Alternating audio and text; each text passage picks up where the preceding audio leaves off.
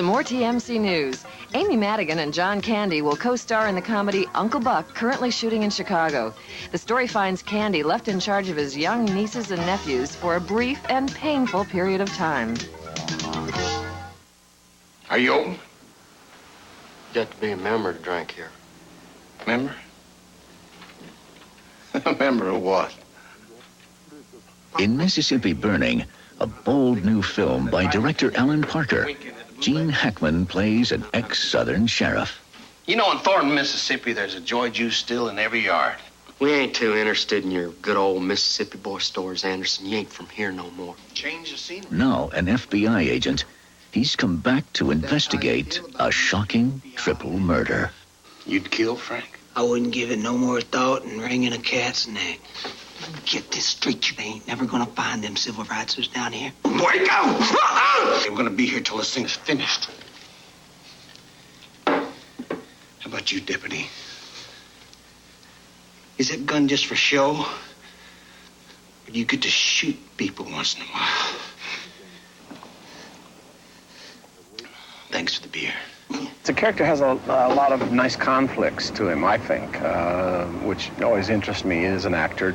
I don't consciously start looking at a role and trying to find the truth of it so much as I try to find the behavioral patterns of characters.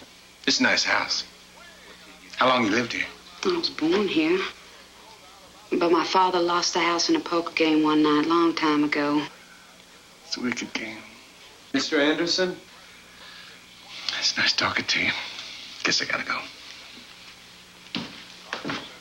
Them pork chops still ain't good, honey. Bring me a beer, will you? Good night. Let's get back to baseball. You know what they say, don't you? It's the only game where a black man can wave a stick at a white. I know, I already heard that.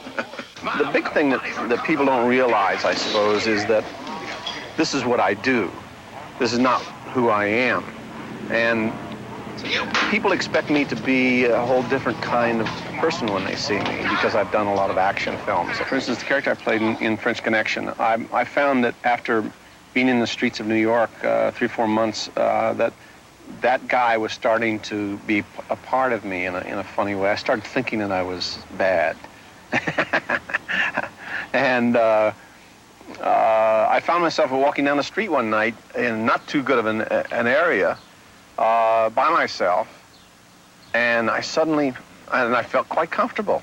And suddenly the reality of it came to me that, hey, you're not armed, you're not a cop, you're not, you can't do anything about anything that might happen to you here. So yeah, sometimes vestiges of characters do hang on to you. Don't put me on your perch, Mr. Ward. Don't drag me into your gutter, Mr. Anderson. These people crawled out of a sewer, Mr. Ward. Now maybe the gutter's where we should be. Joan Crawford would come here to seduce Clark Gable. John Barrymore would come with his pet monkey, Clementine. While it's played host to royalty, presidents, even astronauts, it's best known as old Hollywood's #1 playground, living room, even bedroom. Sprawling along 24 acres on Wilshire Boulevard, the world-famous Ambassador Hotel. When it opened in 1921, many wondered if out-of-towners or LA society would drive to a hotel that was then on the western outskirts of the city. But this wasn't any hotel. Architect Myron Hunt wanted to bring European elegance out west and build a resort hotel at the same time. That combination proved irresistible to those that came to work in the fast-growing town of Hollywood. These bungalows, called the Rincon Villa, were home to Scott and Zelda Fitzgerald, John Barrymore and Clementine, and Rudolph Valentino, all at the same time. Most hotels kind of have their own persona, you might say. But here, I don't think there's a place in the world like it because the walls are just filled with memories. Memories like the night boxing champ Jack Dempsey went a few rounds with Mrs. Dempsey. He tossed her out a window, disturbing neighbor Albert Einstein. One wing of an entire floor was the LA home to William Randolph Hearst and actress Marion Davies. Directly up here in the center is a presidential suite where most of our presidents stayed, and Marilyn Monroe and most of our presidents stayed. So the Ambassador was a safe and friendly haven for actors who in the early days were turned away from many Hollywood boarding houses. They would have signs on them, no dogs or actors allowed. So society had little to do with theatrical people until Admiral Roger St. John's told me the Grove was built. The Ambassador was also home to the most famous nightclub in the world. After resident Rudolph Valentino donated artificial palm trees from the set of his film The Shake, it quickly became the Coconut Grove, where high society and Hollywood became friends, where the best performed for the best. For 5 years, the Coconut Grove also played host to the Academy Awards banquet, back then an untelevised private party. Since then, Betty Davis has made the remark that the Academy Awards have never been the same since they left private rooms like the Coconut Grove, where you'd have dinner and the whole evening would be in the same place. Nearly half a century has passed since the Ambassador Hotel hosted the Oscars. Longer still since Paula Negri would secretly visit Valentino in the Rincon Villa. In January 1989, exactly 68 years from the day it opened, the last guest checked out of a hotel that for so many had been more than just a place to stay. The hotel, built on the western outskirts of old Los Angeles, was closing because the chic part of town had moved even farther west towards Beverly Hills. Reporting in Hollywood for the Movie Channel, I'm Peter Jones. Here's another way to take advantage of the Movie Channel, TMC's Weekend Multiplex. If you're like most movie lovers, you probably spend a good portion of your weekend at the multiplex theater. On the weekend, you want movies. So TMC's schedule is geared to offer you maximum variety and options for viewing. The same advantage you get at your multiplex. Here's how it works. The weekend's biggest movie, The Top Attraction, is scheduled at 3 different prime viewing times each night. Friday at 11:10 Central, Saturday at 9:08 Central, and Sunday at 7:06 Central. Pick the showing that's best for you. And the rest of the weekend multiplex schedule is convenient too. You know exactly when to find the kinds of movies you most enjoy. Fridays, ease into the weekend with the TGIF movie and Friday night action. On Saturdays, you can wind down from an active day with the early show, or rev up for Joe Bob's Drive-In Theater. And the Sunday Star movie brings you Hollywood's biggest names, while Critics' Choice showcases highly acclaimed films you may have overlooked. And don't forget that each night you'll find the weekend's top attraction. TMC's Weekend Multiplex means movies, movies, and more movies. That's the Movie Channel advantage. The Movie Channel presents this weekend's top attraction, The Couch Trip. I finally found a place I fit in as well as I do the Nut House. And you'll get 3 chances to see it. Friday at 11:10 Central, Saturday at 9:08 Central, and Sunday at 7:06 Central. You pick the evening and time best for you. Nymphomaniacs, don't let me out of your sight. I think your advice is a bit too specific. Dan Aykroyd, Walter Matthau, and Charles Grodin star in The Couch Trip, introduced by host Lainey Kazan this weekend on the Movie Channel. Saigon, 1965. Good morning, Vietnam! Follow the Ho Chi Minh Trail. Follow the Ho Chi Minh Trail. You're not going to last long here, pal. Robin Williams stars in Good Morning Vietnam, coming soon on the Movie Channel. Another TMC headline. Paul Newman and Joanne Woodward will star in Mr. and Mrs. Bridge for Cineplex Odeon. James Ivory will direct this story of a family man who's forced to come to terms with his overbearing personality. Last year, CBS's Key Video label released no less than 18 different film collections.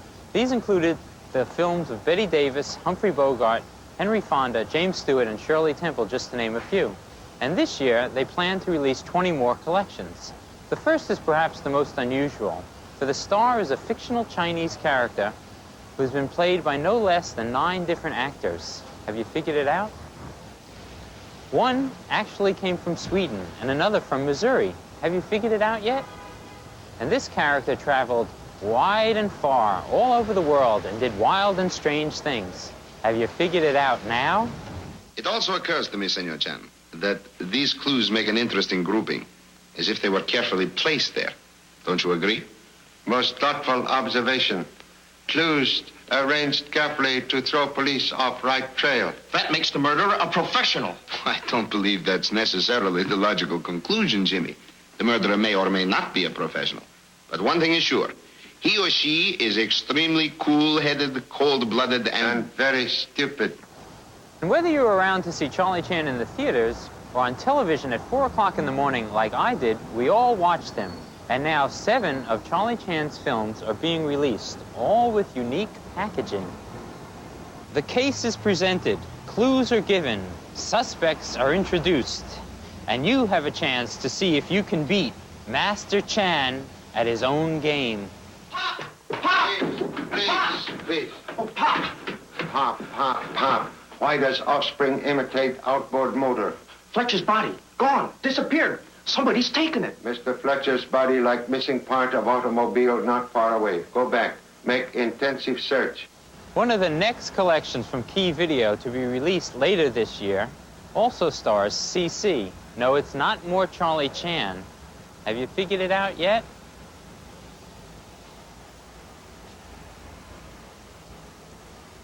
I can't. Love what you mean? You promised yes, not to of speak course, of it. I understand, but I must know. I can't. Several weeks before the opening of Dangerous Liaisons in theaters, movie-going audiences got a taste of the film through an early promotional preview, also known as a trailer. The objective in producing a trailer is it's their first opportunity to give the audience a feeling or perception about what the film is about. One of the greatest factors in movie attendance is word of mouth. Okay, so people see it and they say, hey, it's a great film, you got to go see it. As head of marketing at Universal Pictures, Simon Kornblit, like his counterparts at other studios, oversees budgets of up to $5 million per film on these 2-minute trailers. We spend an amount in advertising and promotion that we feel is necessary to get the word out, as in any kind of communication or advertising. Sometimes it's done well and sometimes it's not. A trailer's objective is to tease and tantalize the public into seeing that particular movie. So clever copy lines and slick editing are used along with an emphasis on big-name stars. But just how far will a studio go to make its film look appealing? There's so many things about films that work in the film that have no relevance in a 2-minute spot. If you're going to say the film is something, you'd better make a good promise in the trailer. Samuth is responsible for the ad campaign on Twins, which critics say has been one of the most audience-grabbing of the season. Only their mother can tell them apart. While some reviewers have criticized the trailer for milking the identical Twins gag line, Universal says that's just not so, and it has the box office figures to prove it. When people come in to see the picture, and if it is not what you presented it as, and it is not satisfying, then you won't get any business beyond your opening. The bad word of mouth spreads. A good trailer and a good movie. Only their audience can tell them apart. Ernest P. Worrell had only dreamt of becoming a summer camp counselor. You ever had any group leadership experience? I had an ant farm once. I'd like to be a counselor. Jim Varney stars. My motto is, I never met a bad kid. Ernest Goes to Camp. Playing Wednesday on the Movie Channel. The hottest nights are the ones when you don't know who you're coming home with. You better look out, 'cause we're coming out tonight. Who needs another night at home? This is crazy. Daphne Zuniga, Virginia Madsen, and Cynthia Gibbs are modern girls on the TGIF movie.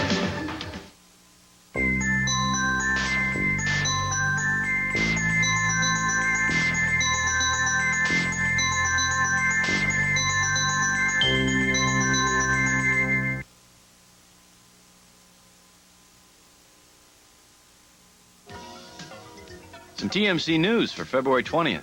Disney's Oliver & Company has surpassed An American Tail at the box office. The animated feature has brought in over $48 million to date. We screened the picture at a regular theater for the president-elect, Vice President Bush and his lovely wife, and the Quails and their children, and it was quite something. We had cocktails beforehand at his house, and it was like being in someone's home in the Midwest or something. It was charming. And then he said, come on, let's go. We're all going to the movies. And I said to him, you know, you've got to come to all our screenings. I just think this is swell. He liked it. And there's, you know, Kim was sitting next to him and in the theater, and there's some sexy stuff in here. And she came out later, and she was all laughing. She said, well, I realized that I'm sitting next to the next president of the United States, and I'm not wearing an awful lot, you know, in some scenes here. But he loved it. What began as a simple challenge. Who is that? That's Sarah. She was one of the brightest students we've ever had. Became a love story beyond words. Why doesn't she use her voice? Sarah's not hard of hearing. She's totally deaf. Help me. Teach me. Children of a Lesser God. Playing Thursday on the Movie Channel. Jimmy Reardon is about to have the night of his life. He's driving Joyce home. Driving Joyce home? I think I'll take you up on that drink. Bravo. I'm having a ball. River Phoenix and Ann Magnuson. You'd like to dance, would you? In A Night in the Life of Jimmy Reardon. Coming soon on the Movie Channel. I like some of the movies the critics don't like so much. I love the scene of the buzzsaw chase in Stakeout. I thought that was really keen. Like that. So it reminded me of the old days in the silent movies, you know, where the heroine was on the tracks.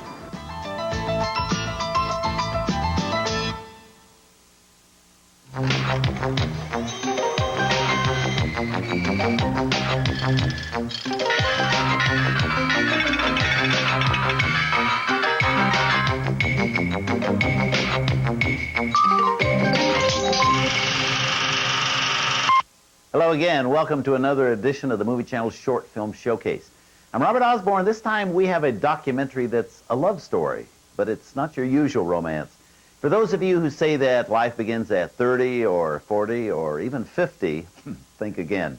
Our film, Young at Heart, is about two very special people, Louis and Rita, who fall in love. But what makes this film so special is that both of these very creative and active people are well into their 80s when they meet and finally decide to marry.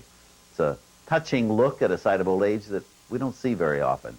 This labor of love was created by filmmaker Sue Marks, who is Louis's granddaughter, and Pam Kahn. It was the hit documentary at last year's New York Film Festival, as well as winning an Oscar in 1987 for Best Documentary Short Subject. Here is Young at Heart.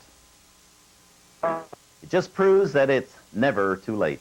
I hope you enjoyed that. I'm Robert Osborne, and I'll see you next time with more of the best short films from around the world here on the Movie Channel's Short Film Showcase. Goodbye.